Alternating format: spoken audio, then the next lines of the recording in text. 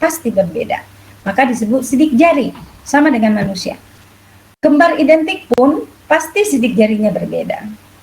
Nah, inilah tadi dikatakan bahwa IR itu memberikan informasi akurat 100% apabila memiliki dua buah senyawa memiliki spektrum IR yang benar-benar sama. Benar-benar sama artinya baik daerah gugus fungsi, ingat ini daerah gugus fungsi namanya, kemudian daerah sidik jari harus sama, baru kita bisa menyimpulkan bahwa dua buah senyawa itu sama. Nah, coba perhatikan slide ini ya. Kita memiliki 2, 1, 2, 3, 4, 5, 2 pentanol dan 3 pentanol.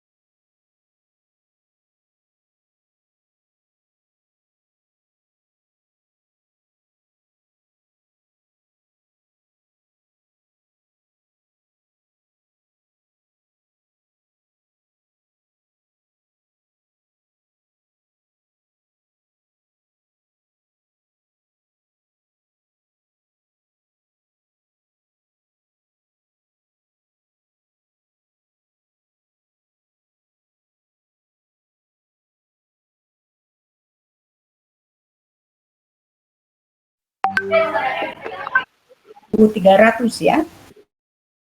Apakah ada yang intensif di sana? Untuk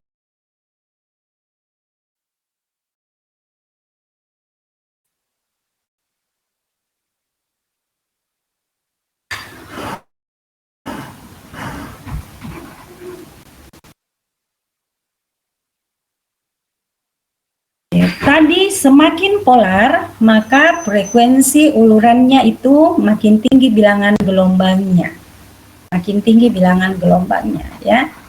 Nah, jadi untuk karbon di dalam ikatan dalam molekul organik kan ikatan yang ada karbon hidrogen, karbon nitrogen dan karbon oksigen ya.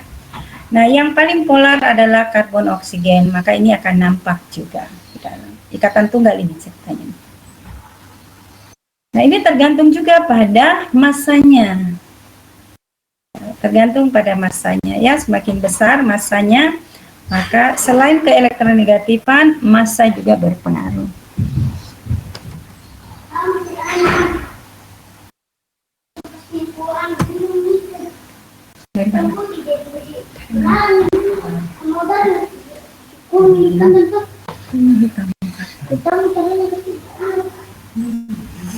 Oke, tadi kita sudah melihat ya frekuensi yang ditandai dengan bilangan gelombang.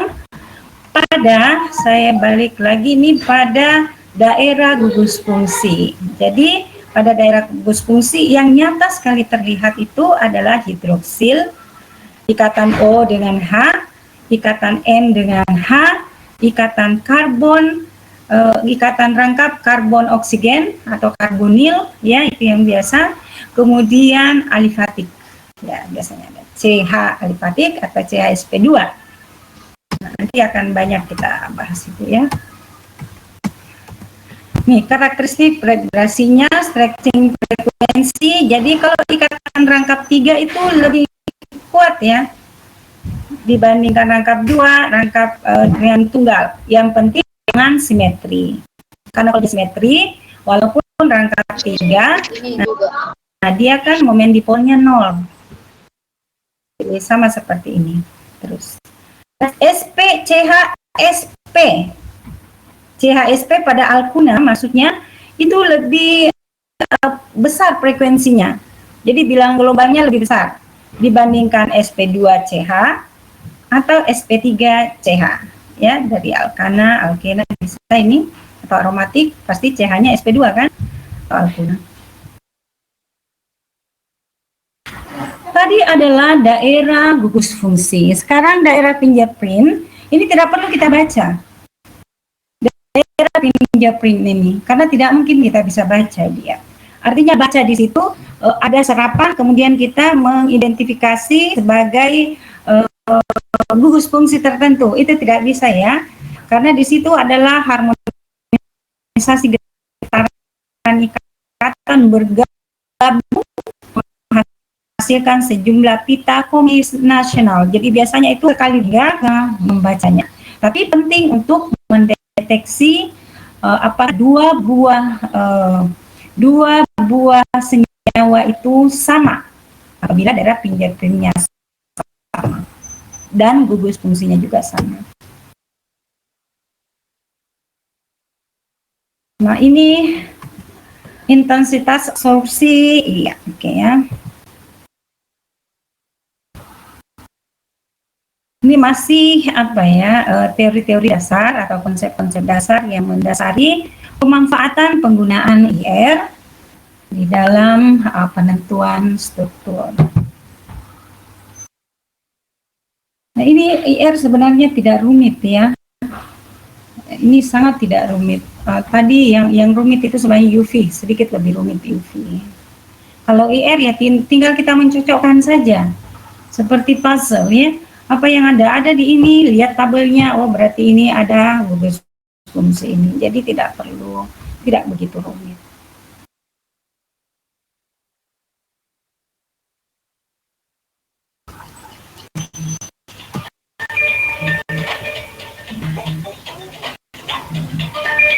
Maaf sebentar.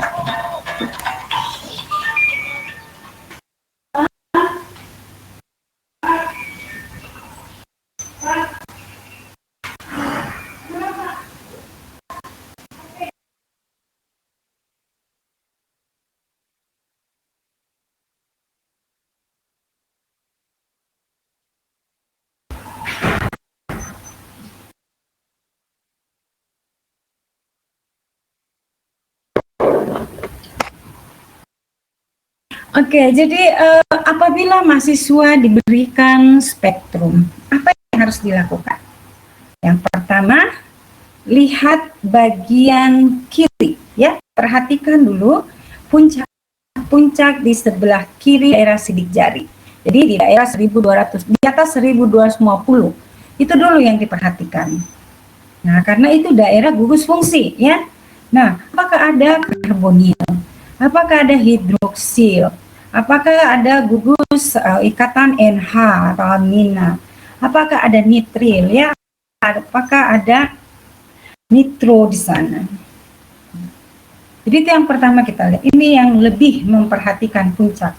Jadi kalau sidik jari itu belakangan. Kalau mau membandingkan, sidik jari diperhatikan apabila mau membandingkan antar dua spektrum ya, yang dicurigai sama ya.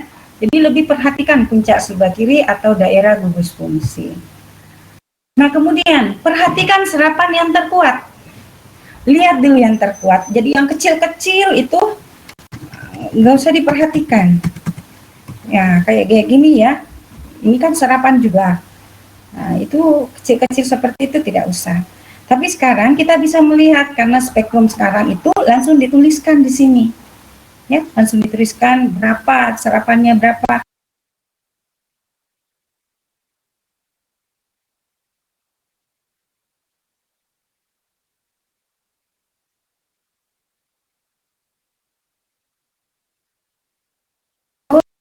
Nah, perhatikan serapan yang terkuat, yang kecil-kecil nggak usah. Nah, perhatikan yang ada. Jadi perhatikan yang OH. Berarti kalau ada OH, kan di 300 dan 1200 ada yang signifikan. Kalau ada kita bisa lakukan, kalau ada OH didukung oleh adanya oksigen. Karena OH itu kan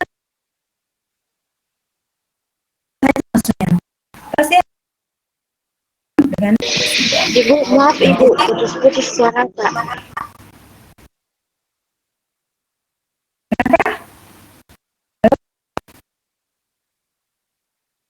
Putus-putus suara Ibu. putus-putus, saya tidak bisa.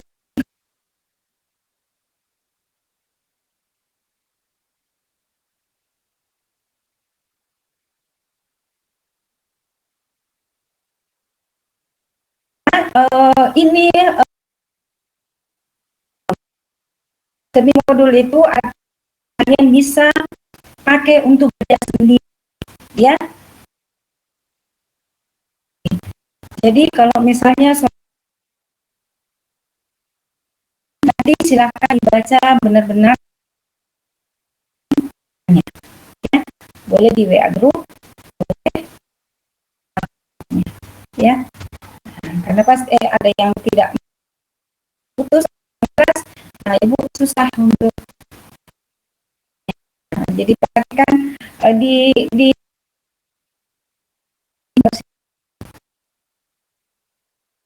ya. Sekarang kita lihat lagi, penting untuk diketahui karakteristik bilangan gelombang tiap-tiap ikatan.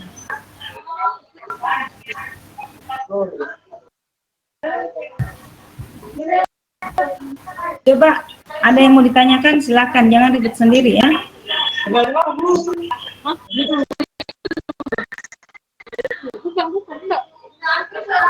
Coba siapa yang ribet? Sri Indah. Mau bertanya apa Sri Indah? Ke ibu ya. Coba saya keluarkan kalau saya sudah tegur kemudian tidak bisa berubah, karena itu mengganggu dan mengambil waktu. Ini mana Sri Indah ini? Ini aktif speakernya dan berbicara terus nih. Jaringanku. Ya? Kenapa Sri? Ada yang mau ditanyakan?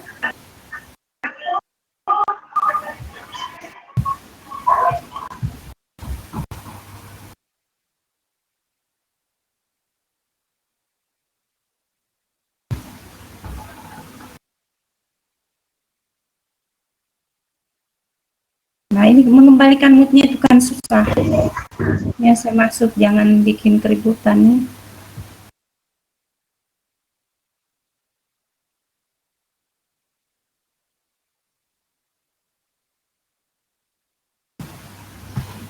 Nah, sampai di sini ada yang mau ditanyakan?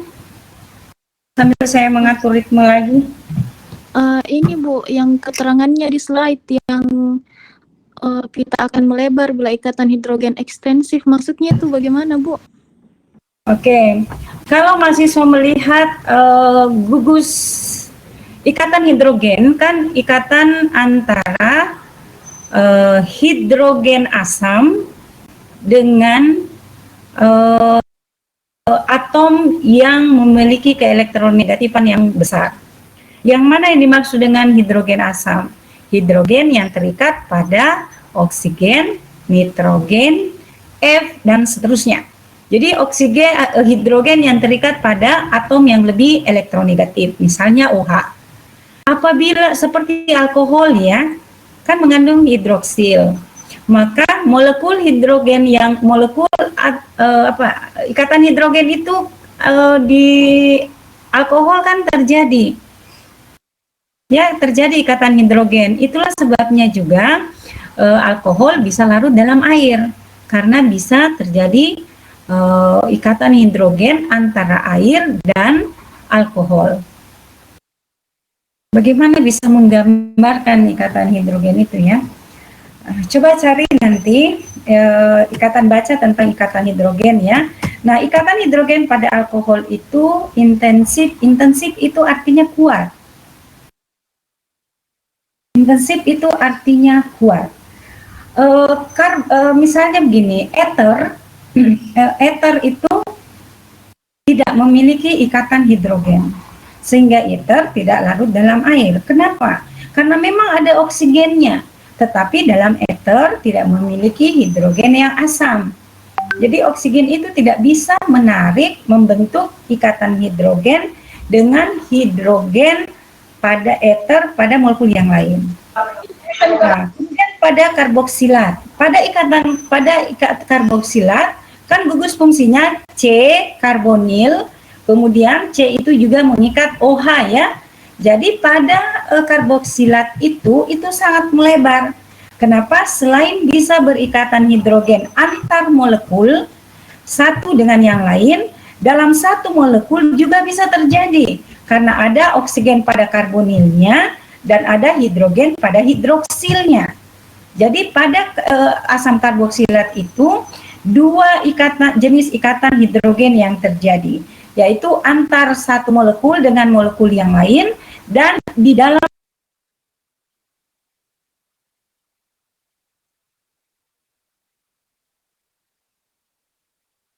Bu, maaf putus suara tak, Bu.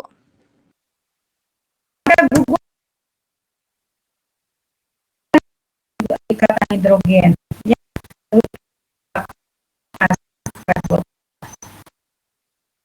Coba saya mau tanya.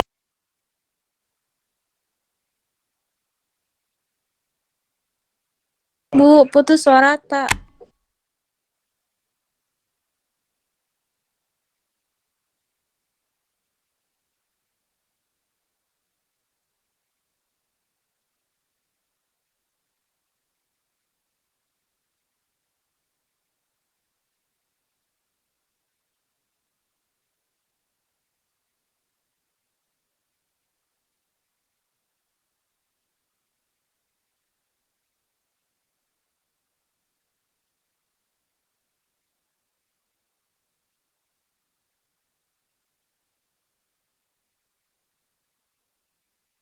Sudah bisa didengarkan? Sudah, Ibu. Halo? Oke, sudah ya. Ya, Nah, Bu. jadi seperti itu ya, kalau ada ikatan hidrogen pada alkohol terutama dan asam karboksilat, maka bentuk OH di daerah 3.500 sampai 4.000 itu melebar seperti ini. Ya, jadi walaupun ada OH, tetapi ikatan hidrogennya tidak kuat, tidak intensif istilahnya, maka dia tetap ada, tetapi tidak melebar, dia agak lancip. Ya, dia agak lancip. Oke. Ada lagi pertanyaan? Nanti kita akan lihat di slide-slide selanjutnya ya, tentang pertanyaan itu. Makasih, Bu.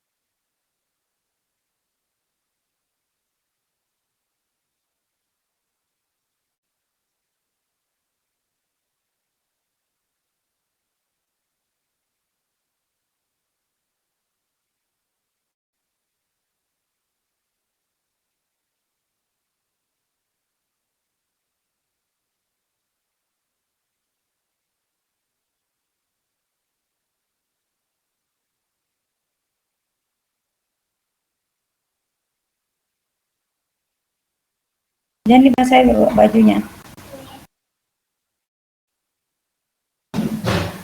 Ya, sudah ya, didengarkan. Oke, nah jadi itu yang tadi yang saya maksud ya. Nah, ada CHSP3. Yang mana CHSP3? Nah, ini yang harus mahasiswa pahami juga. CHSP3 itu seperti ini. Ya, jadi kalau saya lihat ini ya. Nah, CHSP3 itu ya C pada CH3. CH pada CH3 ini semua C di sini yang ada hanya ya, semuanya SP3 ini. Ya, CSP3. Jadi yang memiliki karbon dengan valensi 4 terisi semua, karbon yang berikatan dengan 4 atom yang berbeda pasti sp3.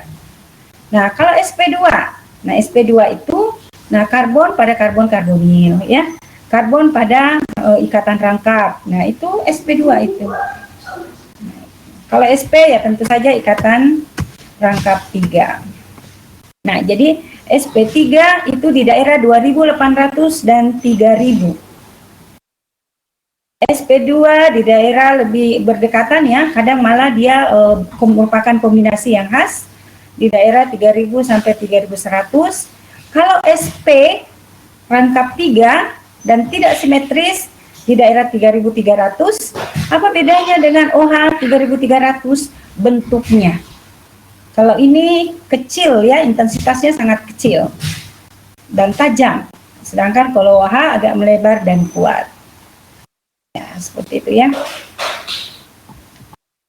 Jadi ini yang penting dipahami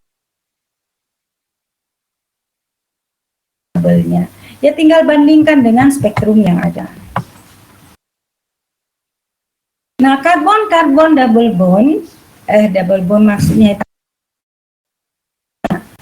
ada yang terisolasi berjauhan satu sama lain, ada yang terkonjugasi berselang-seling, ada juga dalam sistem aromatik misalnya bensen. Nah, dia akan menyerap di daerah-daerah sini semua. Dia akan menyerap di daerah situ. Jadi pengetahuan tentang ini sangat penting ya. Dan harus dilatih. Kalau sudah dilatih itu biar tidak melihat lagi tabel, karena yang penting itu menyesuaikan apa yang ada di spektrum dengan yang ada pada tabel. Nah, kalau ada yang bertanya, ini Bu sepertinya tumpang tindih ya. Ya, memang seperti ini, istilahnya unreliable ya. Jadi tumpang tindih, sepertinya tumpang tindih ini. Tapi kalau ada, ini bisa dicocokkan dengan informasi yang lainnya. Misalnya terkonjugasi, ya aromatik, pasti kan terkonjugasi kalau aromatik. Tidak mungkin ada aromatik yang tidak terkonjugasi.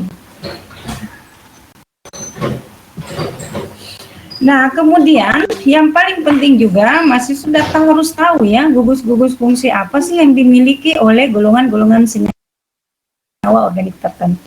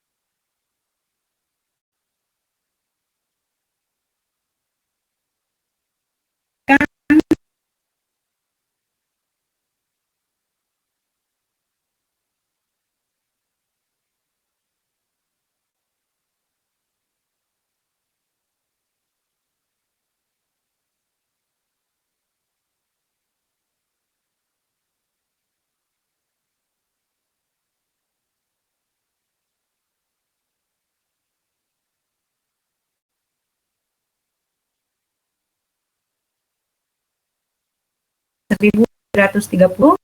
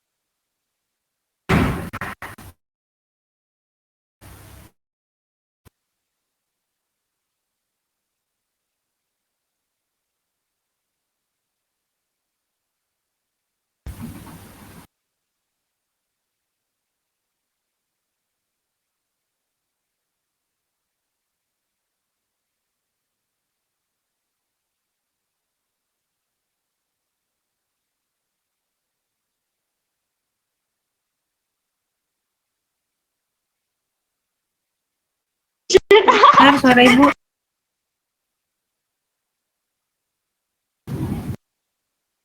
Ini kalau bicara tidak bisa.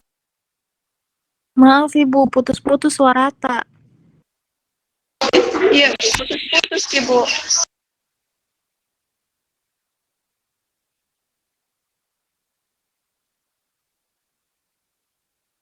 Halo, apa suara Ibu terdengar?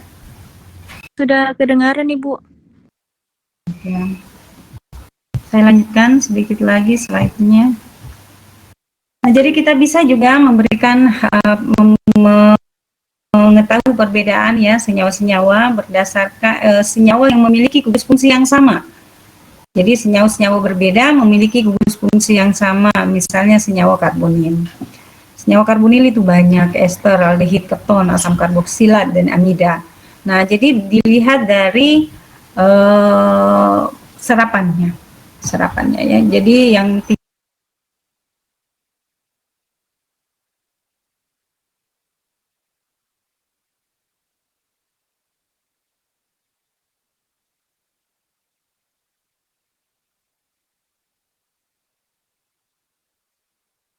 memakai setiap buku teks Haliat itu agak berbeda bilangan gelombangnya, tapi tidak terlalu jauh ya, tidak terlalu jauh. Jadi kalau di penelitian biasanya kita cantumkan sumbernya. Yang jelas jangan mengambil sumber ya harusnya satu sumbernya ya, jangan terlalu banyak. Supaya jangan OH-nya ambil dari sumber yang lain, kemudian karbonilnya ambil dari sumber yang lain. Coba samakan.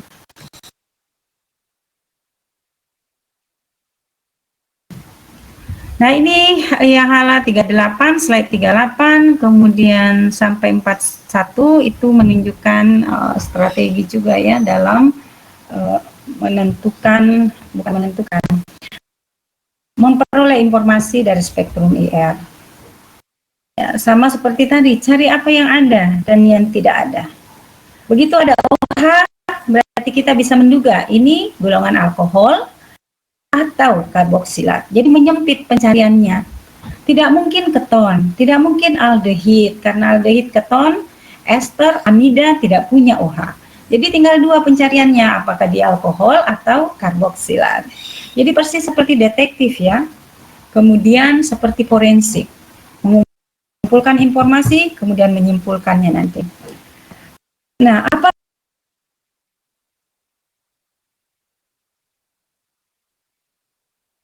Putus suara tak Ibu.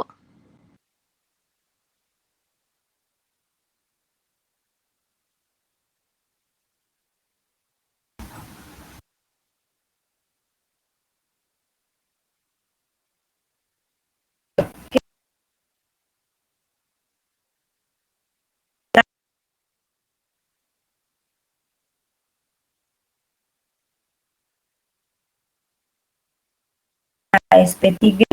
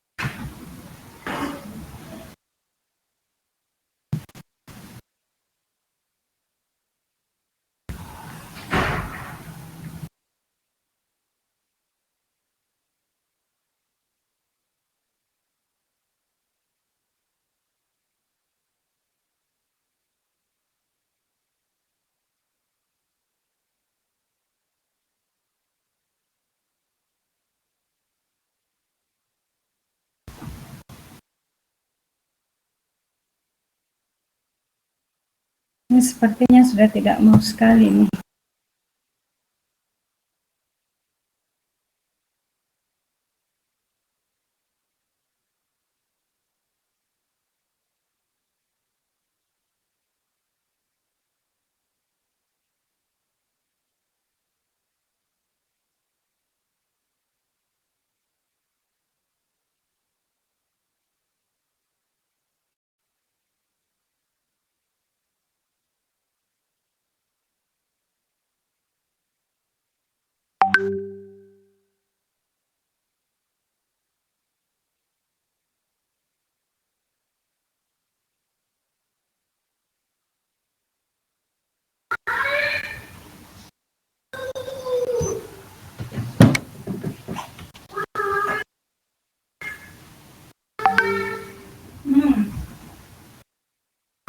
Nenek.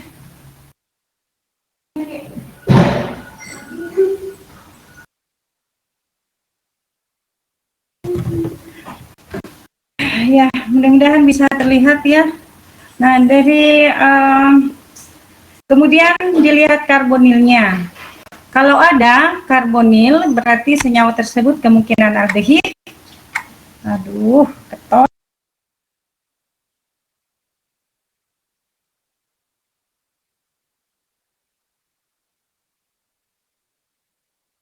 Kenapa tidak mau?